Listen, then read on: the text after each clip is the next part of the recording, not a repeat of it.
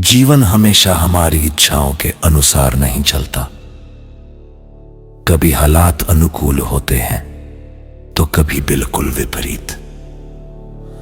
लेकिन जो व्यक्ति हर परिस्थिति में अपने मन को स्थिर रखना जानता है, वही सच्चे सुख का अनुभव कर सकता है। बाहरी घटनाएं हमारे नियंत्रण से परे हैं, पर हमारा दृष्टिकोण, हमारी प्रतिक्रिया हमेशा हमारे वश में होती है। जब हम परिस्थितियों से लड़ने के बजाय उन्हें अपनाना सीख जाते हैं, तब जीवन सहज और सुंदर लगने लगता है। हम अक्सर सोचते हैं कि सुख का संबंध धन, पद या सफलता से है, पर वास्तव में सुख का संबंध हमारे स्वीकार करने की क्षमता से है।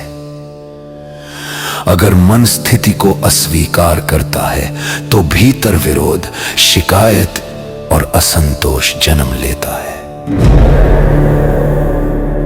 यही असंतोष हमारे आनंद को नष्ट कर देता है।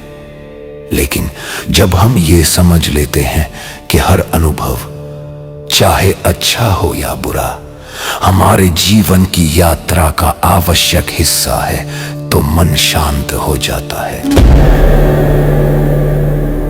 स्वीकृति का अर्थ हार मानना नहीं, बल्कि ये बुद्धिमत्ता है कि जिसे बदला नहीं जा सकता, उसे शांति से स्वीकार कर लिया जाए। कई बार हम अपने जीवन की परिस्थितियों को बदलने में इतना समय और ऊर्जा खर्च कर देते हैं कि वर्तमान को जीना भूल जाते हैं। निरंतर प्रतिरोध हमें थका देता है, वहीं स्वीकृति हमें पुनः सशक्त बनाती है। जैसे कोई नदी पहाड़ से टकरा कर दिशा नहीं बदलती, बल्कि उसे अपनाकर वेग बनाए रखती है, वैसे ही हमें भी जीवन की अनचाही स्थितियों के साथ बहना सीखना चाहिए। इस प्रवाह में जो व्यक्ति सहज रहता है, वही अंदर से प्रसन्न रहता है। स्वीकृति का अर्थ निष्क्रियता नहीं है। इसका मतलब यह नहीं कि हम कठिनाइयों के आगे सिर झुका दें। इसका वास्तविक अर्थ है पहले स्थिति को समझना, उसे जैसा है वैसा देखना और फिर शांत मन से उचित कदम उठाना। जब मन शांत होता है, तभी समझदारी से निर्णय लिए जा सकते हैं। यही कारण है कि जो व्यक्ति हर स्थिति में मन की शांति बनाए रखता है, वही सही निर्णय लेकर आगे बढ़ पाता है। सुख की खोज बाहर मत करो।